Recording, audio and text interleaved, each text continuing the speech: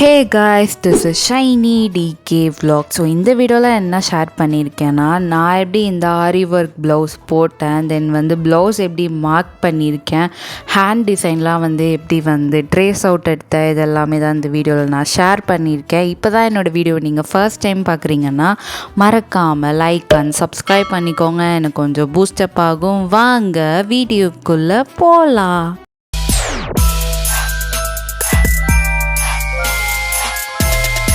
Hey guys, என்னோடய story கேட்டிங்கன்னா எனக்கு பிடிச்சிருந்துச்சு. ஸோ அதனால் ஆரி ஒர்க் நான் காலேஜ் படிக்கிறப்ப ஒரு கோர்ஸ்க்காக கற்றுக்கிட்டேன்.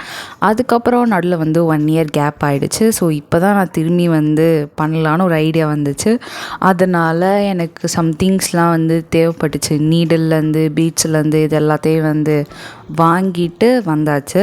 ஃபஸ்ட்டு இதில் பெரிய கொடுமையே இதில் எது ரைட்டான சைடு அப்படின்னு சொல்லி பார்க்குறதுலாம் அதில் பெரிய கொடுமையே.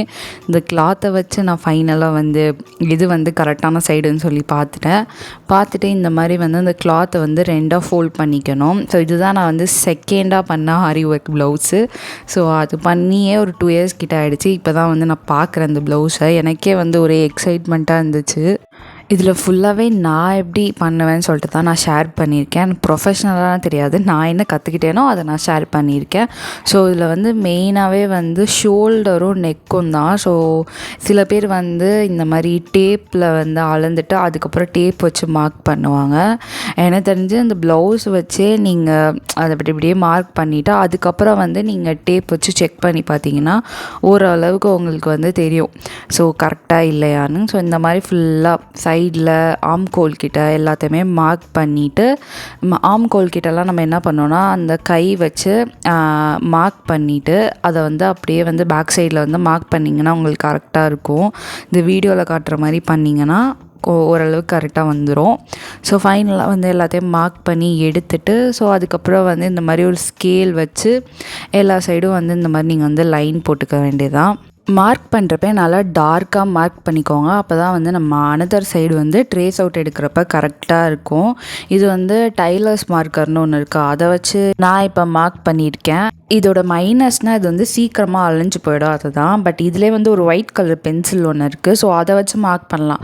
பட் அதில் என்ன மைனஸ்னால் அது இப்போ நம்ம எதாவது தப்பாக மார்க் பண்ணிட்டோம்னா அது அழைக்கிறது ரொம்ப கஷ்டம். அப்படியே அசிங்கமாக தெரியும். இந்த சானிடைசர் வச்சு அழைக்கிறது இந்த மாதிரி பெரும்பாடுபட்டு அழைக்கிற மாதிரி இருக்கும். அதுக்கு எனக்கு இந்த டைலர் மார்க்கரே மேல் அப்படின்னு எனக்கு ஃபீல் ஆகுது. இந்த மாதிரி ட்ரா பண்ணதுக்கப்புறம் ஸோ இந்த மாதிரி நம்ம டேப் எடுத்து அதோட இன்ச்சும் இதோட நம்ம ட்ரா பண்ணியிருக்க இன்ச்சும் கரெக்டானு சொல்லிட்டு நம்ம ஒரு கிராஸ் செக் மாதிரி பண்ணிக்கலாம். ஸோ இப்போ நான் ஏன் நடுவில் குண்டூசி பின் பண்ணுறேன்னா அந்த இடம் மூவ் ஆகாமல் இருக்கிறதுக்காண்டி.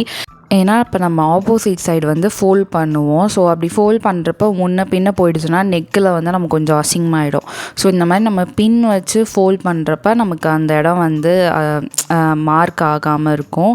இந்த மாதிரி நம்ம ரைட் சைட் பண்ணலாம். ஸோ அதை ஃபோல்ட் பண்ணி நல்லா டேப் பண்ணுறப்ப லெஃப்ட் சைடு நமக்கு கிடச்சிரும். ஸோ அதில் நீங்கள் டார்க்காக திரும்பி இதில் மார்க் பண்ணிக்கலாம்.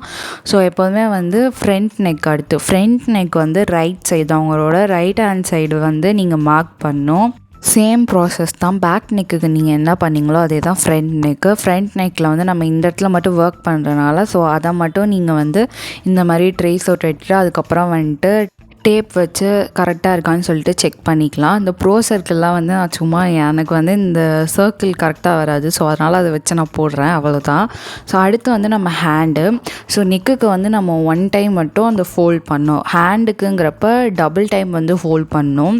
ஸோ ஃபஸ்ட்டு பாதி ஹேண்டு நம்ம ட்ரேஸ் எடுப்போம். தென் அதை டேப் பண்ணி ஒரு ஹேண்டு கொண்டு வந்துடும்.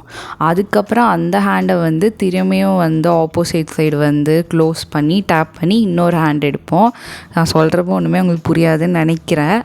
ஸோ இந்த வீடியோவில் காமிக்கிற மாதிரி தான் சேம் ஹேண்டுக்கும் அப்படி தான். நீங்கள் அந்த கையில் அந்த இடத்துல ப்ரெஸ் பண்ணிட்டு பேக் சைடு உங்களுக்கு தெரியும்ல எங்கே ப்ரெஸ் பண்ணிக்கிங்க. ஸோ அங்கே கோடாக போட்டு ஃபைனலாக ஸ்கேல் வச்சு இந்த மாதிரி போட்டுருங்க. ஸோ போட்டுட்டு அதை ஆப்போசிட் சைடு ஆப்போசிட் இந்த மாதிரி டேப் பண்ணிவிட்டு அதுக்கப்புறம் நல்லா டார்க்காக போட்டுக்கோங்க. இது ஏன்னா இது சீக்கிரமாக அழிஞ்சு போயிடும். ஸோ ஃபைனலாக எல்லாமே மார்க் பண்ணிட்டேன். ஹேண்டுக்கும் நீங்கள் சென்டர் மார்க் பண்ணிக்கோங்க. நான் மார்க் பண்ணியிருந்தேன், பட் அது காட்ட மறந்துட்டேன். எப்போதுமே நெக்காக இருக்கட்டும் எதாக இருந்தாலும் மோஸ்ட்லி செயின் ஸ்டிச் தான் நிறையா போடுவாங்க. ஏன்னா ஸ்டிச் பண்ணுறப்ப பீட்ஸ் எதுவும் டேமேஜ் ஆகிடக்கூடாதுன்னு சொல்லிட்டு தான் இந்த செயின் ஸ்டிச் வந்து நம்ம போடுறது. ஸோ மோஸ்ட்லி 3-4 செயின் ஸ்டிச் போட்டுட்டிங்கன்னா உங்களுக்கு கொஞ்சம் சேஃபாக இருக்கும். ஸோ நான் இது வந்து ஒரு 3 செயின் ஸ்டிச் போட்டிருக்கேன். தென் அதுக்கப்புறம் வந்து சுகர் பீட்ஸ் வச்சுருக்கேன். எனக்கு வந்து சுகர் பீட்ஸ் தான் பிடிக்கவே பிடிக்காது. ஏன்னா அதில் வந்து அன்ஈவனாக வரும். அதை போடுறது தான் ரொம்ப பெரிய கஷ்டமாக எனக்கு தோணும். ஸோ சுகர் பீட்ஸ் முடிச்சுட்டு அதுக்கப்புறம் வந்து 1mm பீட்ஸும் முடிச்சுட்டு அதுக்கப்புறம் நான் வந்து இதில் ஒயிட் பீட்ஸும் 5mm பீட்ஸும் எடுத்து இந்த மாதிரி 2 வச்சுருக்கேன். வச்சுட்டு அந்த 2 வந்து அது ஒரு லைன் கொடுத்துட்டேன். ஸோ அதுக்கப்புறம் வந்து இந்த மாதிரி மிரர் செயின்ட்டு இருந்துச்சு, அதை வச்சு ஃப்ளார் மாதிரி பண்ணலாம் அப்படின்னு சொல்லிட்டு தான் நான் வந்து இது ட்ரை பண்ணியிருந்தேன். இந்த வீட் பீட்ஸ்ன்னு சொல்லிட்டு கிடைக்கும். ஸோ அதை வச்சுட்டு ஸோ அதுக்கு மேலே வந்து இந்த மிரர் ப்ளேஸ் பண்ணால் ஒரு சன்ஃப்ளவர் மாதிரி இருக்குது அப்படின்னு நான் அசியூம் பண்ணியிருக்கேன். அது எப்படி இருக்குன்னு தெரில. அண்ட் எப்போதுமே நான் வந்து நெக்குக்கு அந்தளவுக்கு வந்து ப்ரிஃபரன்ஸே தரமாட்டேன். அது ஏன்னு தெரில. ஹேண்டுக்கு மட்டும் ரெஃபரன்ஸ்லாம் பார்ப்பேன், எப்படி பண்ணலாம் அப்படிலாம். நெக்கு வந்து சரி போகிற போக்கில் பண்ணுவோம் அப்படிங்கிறது தான். இது வந்து என் மைண்ட்லேயே இல்லை. ஃபைனலாக வந்து எதையோ கொண்டு வந்து எப்படியோ வந்து முடிச்சிட்டேன். நான் என்ன எப்போதுமே நினைப்பேன்னா நெக்கு வந்து ஹேரே வந்து மறைஞ்சிரும், அதுக்கு என்ன அப்படின்னு சொல்லிட்டு என்னோடய மைண்ட் செட்டு. ஸோ அடுத்து வந்து நான் ஹேண்டுக்கு போயாச்சு. ஹேண்டுக்கு வந்து நான் ஏன் இந்த மாதிரி வந்து கிளாத் கொடுத்து ஸ்டிச் பண்ணியிருக்கேன்னா, ஸோ நம்ம ஹேண்ட் ஒர்க் பண்ணுறப்ப இந்த லாஸ்ட்டில் வைக்கிறப்ப நமக்கு வந்து ஒர்க் பண்ணுறதுக்கு அந்தளவுக்கு கன்வீனியண்ட்டாக இருக்காது. இப்போ நான் சென்டரில் தான் ஒர்க் பண்ணுறேன், இருந்தாலும் வந்து இந்த மாதிரி கிளாத் வச்சு ஒர்க் பண்ணுறப்ப நமக்கு நல்லா கன்வீனியண்ட்டாக இருக்கும். ஹேண்டுக்கு வந்து நம்ம இதெல்லாம் வந்து போடலாம் அப்படின்னு சொல்லிட்டு ஒரு நார்மல் பேப்பரில் வந்து இந்த ஃப்ளார் மாதிரி ஒன்று வரைஞ்சி வச்சுருக்கேன். ஸோ இந்த மாதிரி இந்த லைட் எல்லோ கலரில் காமிக்கிறேன்ல, ஸோ இதுதான் வந்து கார்பன் ஷீட். A4 ஷீட் சைஸில் இருக்கும். அந்த ஒரு ஷீட் வந்து 5 ரூபான்னு நினைக்கிறேன். ஸோ இதை வந்து இந்த மாதிரி எடுத்துக்கோங்க. ஸோ இதை வந்து நம்மளோட சைஸ்க்கு என்ன டிசைனோ அந்த சைஸ்க்கு வந்து கட் பண்ணிக்கணும். ஸோ கட் பண்ணிவிட்டு இதை வந்து கிளாத்தோட கீழே வந்து அந்த கார்பன் ஷீட் வச்சுட்டு தென் அந்த கிளாத்துக்கு மேலே வந்து நம்ம என்ன வரைகிறோமோ என்ன டிசைனோ அதை வச்சுக்கணும். ஸோ அதை வந்து சென்டரில் ப்ளேஸ் பண்ணியிருக்கேன். ஸோ ப்ளேஸ் பண்ணிட்டு எப்படியும் இந்த நவுந்துகிட்டே போவோம், அதுக்காண்டி தான் இந்த குண்டூசிலாம் எடுத்து வச்சுருக்கேன். ஸோ 4 சைடும் வந்து நம்ம பின் பண்ணிட்டோன்னா நமக்கு வந்து நல்லாயிருக்கும். நீங்கள் மோஸ்ட்லி வந்து லிட்டில் வந்து நல்லா டார்க் பண்ணுங்கள். நான் பென்சிலில் பண்ணியிருக்கேன். இது டார்க் கலர் ப்ளவுஸ்னால ஒன்றும் தரல. இன்னும் லைட் கலர் ப்ளவுஸ்னால் நீங்கள் வந்து பெனில் எந்த அளவுக்கு நீங்கள் அழுத்தம் கொடுத்து அதில் பண்ணுறீங்களோ, அதுக்குன்னு ஓட்டை ஆக்கிடக்கூடாது. எந்த அளவுக்கு அழுத்தம் கொடுத்து பண்ணுறீங்களோ பின்னாடி வந்து நமக்கு அச்சு வந்து நல்லா கரெக்டாக விழும். அதுக்காண்டி தான். நீங்கள் கேட்கலாம், இது எதுக்கு நீங்கள் அந்த பேப்பரில் வரைஞ்ச ஸ்ட்ரெயிட்டாக வந்து கிளாத்லேயே வரையலாமேன்னு. பேப்பரில் வரைகிறது ஈஸி, பட் கிளாத்தில் வரைகிறது ரொம்ப கஷ்டம். ஸோ அது வந்து நமக்கு கரெக்டாக வராது அந்த ஷார்ப்லாம். ஸோ அதுக்கு வந்து நம்ம இந்த மாதிரி கார்பன் ஷீட் எடுத்து ஸோ அது மேலே வரைஞ்சிட்டு எடுக்கிறப்ப நமக்கு நல்லா பிரிண்ட் அவுட் எடுத்த மாதிரியே சூப்பராக வந்து வரும். ஸோ ஃபைனலாக வந்து இது இப்படி தான் வந்திருக்கு. ஸோ இதில் தான் வந்து இனிமேல் வந்து நம்ம ஒர்க் பண்ணோம். இதுக்கு வந்து நான் அவுட்லைன் ஃபுல்லாக வந்து ஸ்டெயின் ஸ்டிச் வச்சு ஃபுல்லாக அவுட்லைன் கொடுத்துறேன். அதுக்கப்புறம் சுகர் பீட்ஸ், எனக்கு சுகர் பீட்ஸே பிடிக்காது, பட் இதில் சுகர் பீட்ஸ் தான் கொடுக்கணும். இல்லைனா ரொம்ப 1mm பீட்ஸ் தான் கொடுத்தோன்னா ரொம்ப குட்டியாகிடும். ஸோ நடுவில் மட்டும் அந்த வளைவுக்கு மட்டும் அந்த 1mm பீட்ஸ் கொடுத்துட்டு ஃபுல்லாக சுகர் பீட்ஸ் கொடுத்துருந்தேன். எனக்கு இந்த ஐடியாவே இல்லை, நான் பார்த்தது வேறு, ஆனால் நான் பண்ணியிருக்கிறது வேறு. ஸோ நெக்கில் மிரர் கொடுத்தனால நம்ம ஹேண்டுக்கும் அந்த மிரர் கொண்டு வரணுமே அப்படின்னு யோசிச்சுட்டு நடுவில் வந்து மிரர் வச்சுருக்கேன். அடுத்து வந்து ஃபுல்லாக த்ரெட்டு கொடுக்கலான்னு சொல்லிட்டு இந்த மாதிரி ஏன் கிண்ணம் காமிக்கிறேன்னா த்ரெட்டு வந்து ஓடிடும். கிண்ணத்தெலாம் வைக்கல. ஸோ ஒரு குட்டி பவுலோ ஏதோ வச்சா அதில் 2 த்ரெட்டை போட்டுட்டு நாட் பண்ணிட்டு நீங்கள் பண்ணிங்கன்னா உங்களுக்கு ஈஸியாக வரும். 2 த்ரெட்டு தான் வாங்கணுன்னு அவசியம் இல்லை, பட் நான் ஆர்வ கலரில் முன்னாடியே வாங்கினது. ஸோ அதனால் வந்து இப்படி யூஸ் பண்ணியிருக்கேன். அதுக்கப்புறம் சாரியில் உள்ள எல்லோ கலர் எடுத்து எல்லோ க்ரீன்னு ஓரளவுக்கு ஃபினிஷ் பண்ணிட்டேன். நான் வந்து நினச்சது ஒன்று, ஆனால் அதில் பண்ணியிருக்கிறது ஒன்று. நான் வந்து வரைஞ்சதில் பார்த்திங்கன்னா நடுவில் ஃபுல்லாக செக்கு தான் கொடுத்துருந்தேன். பட் ஆனால் ஃபைனலாக பேக் நெக்கில் வந்து மிரர் வச்சனால இப்போ கைக்கும் மிரர் வச்சா தான் நல்லாயிருக்கும்னு நான் கை ஃபுல்லாக மிரர் வச்சுட்டேன். ஸோ நடுவில் வந்து இப்போ கேப் இருக்குது, அந்த கேப் ஃபில் பண்ணும். அப்போ வந்து நமக்கு உதவுறது வந்து இந்த ஃப்ரெஞ்ச் நாட்டு தான். ஸோ இதுக்கு நான் வந்து 5 ஸ்டாண்ட்ஸ் வந்து எடுத்திருக்கேன். ஸோ இதை வந்து நீங்கள் வந்து நல்லா இந்த மாதிரி வந்து ரொட்டேட் பண்ணிங்கன்னா உங்களுக்கு சீக்கிரமாக வந்து சிக்கு விழுவாது. நான் அதனால தான் இந்த முன்னாடி வந்து ரொட்டேட் பண்ணி காமிச்சிருப்பேன்.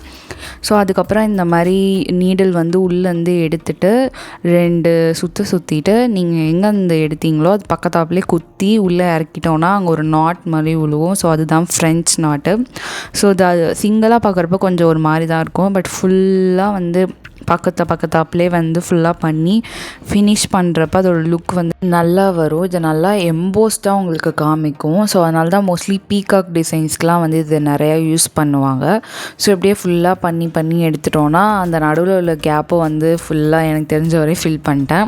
ஸோ நான் நினச்சது ஒன்று, பட் வந்து நடந்தது ஒன்று. பட் அவுட்புட் நான் நினச்சதை விட நல்லா தான் வந்திருக்கு. ஸோ இந்த ஹேண்ட் எப்படி இருக்குன்னு நீங்கள் மறக்காமல் கமெண்ட் பண்ணுங்கள். சப்போஸ் உங்களுக்கு பிடிச்சிருந்தா எல்லோ ஹார்ட் கமெண்ட் பண்ணுங்கள். ஸோ அடுத்து வந்து நம்ம ஃப்ரண்ட் நெக் போயிடலாம். ஃப்ரண்ட் நெக்குக்கும் சேம், நான் வந்து பேக் நெக்கில் என்ன போட்டேன்னா அதே தான் ஃப்ரண்ட் நெக்லேயும் போட போகிறேன். சேம் அந்த 3 லைன் வந்து ஸ்டெயின் ஸ்டிச் போட்டுட்டு, அதுக்கப்புறம் வந்து ஒரு லைன் வந்து சுகர் பீட்ஸ், அதுக்கப்புறம் வந்து ஒரு லைன் வந்து 1 mm பீட்ஸு. ஸோ அதுக்கப்புறம் வந்துட்டு அந்த வீட் பீட் இருக்குல்ல, அதை வச்சு இந்த மாதிரி வி ஷேப் கொடுத்துட்டேன். ஸோ இதுக்கப்புறம் வந்து மிரர் தான். நான் எடுத்திருக்க மிரர் வந்து சில பிளாஸ்டிக் மிரர்லாம் இருக்குல்ல, அந்த மாதிரி மிரரில் இது நல்லா பார்த்தீங்கன்னாவே தெரியும், இது நல்லா ஸ்ட்ராங்காக இருக்கும். அந்த மாதிரி மிரர் தான் நான் வந்து எடுத்திருந்தேன். ஸோ இதை வந்து நம்ம வந்து க்ளூ அப்ளை பண்ணி பேஸ்ட் பண்ண போகிறோம்.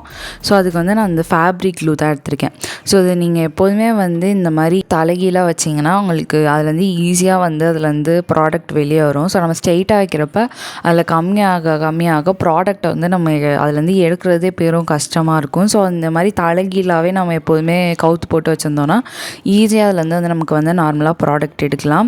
ஸோ அதுக்கப்புறம் இந்த மாதிரி தான் நான் வந்து ஒவ்வொன்றா வந்து ப்ளேஸ் பண்ணுறேன். இந்த மிரர் எல்லாமே ப்ளேஸ் பண்ணிவிட்டு எதுவுமே கையால் வந்து ப்ரெஷர் கொடுக்காமல் இருந்தாவே நல்லது. ஏன்னா நம்ம ப்ரெஷர் கொடுக்குறப்ப அந்த கையில் வந்து அந்த ப்ராடக்ட் ஒட்டும், திரும்பி அந்த கிளாத்தில் எடுக்கிறப்ப அது வந்து ஈஸியாக போய் அங்கே வந்து ஒட்டிடும்.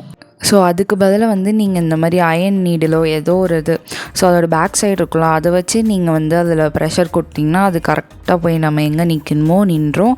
க்ளூ ட்ரை ஆனதும் அந்த ஒயிட் பேச்சஸ்லாம் வந்து அதுவாகவே அப்படியே ரிமூவ் ஆகிடும். ஸோ க்ளூ நம்ம நிறையாவும் போட்டுறக்கூடாது, கம்மியாகவும் போட்டுறக்கூடாது. கம்மியாக போட்டால் கீழே விழுந்துடும், ரொம்ப நிறையா போட்டுட்டானாலும் கிளாத் வந்து டேமேஜ் ஆகிடும். ஸோ ஃபைனலாக நான் ஸ்டிச் பண்ணதுக்கப்புறம் என்னோடய ப்ளவுஸோட அவுட்புட் வந்து இப்படி தான் இருக்குது. இப்போ உங்களுக்குலாம் தான் ஒரு கொஷின். ஸோ இந்த ப்ளவுஸ்க்கு நீங்களாம் வந்து எவ்வளோ ரேட் ஃபிக்ஸ் பண்ணுவீங்க, இல்லைனா எவ்வளோ ரேட்டுக்கு கொடுத்து வாங்குவீங்கன்னு சொல்லிட்டு மறக்காமல் கீழே கமெண்ட் பண்ணுங்கள். ஸோ இந்த வீடியோ உங்களுக்கு பிடிச்சிருக்கோன்னு நினைக்கிறேன். பிடிச்சிருந்தா மறக்காமல் லைக், ஷேர் அண்ட் கமெண்ட் பண்ணுங்கள்.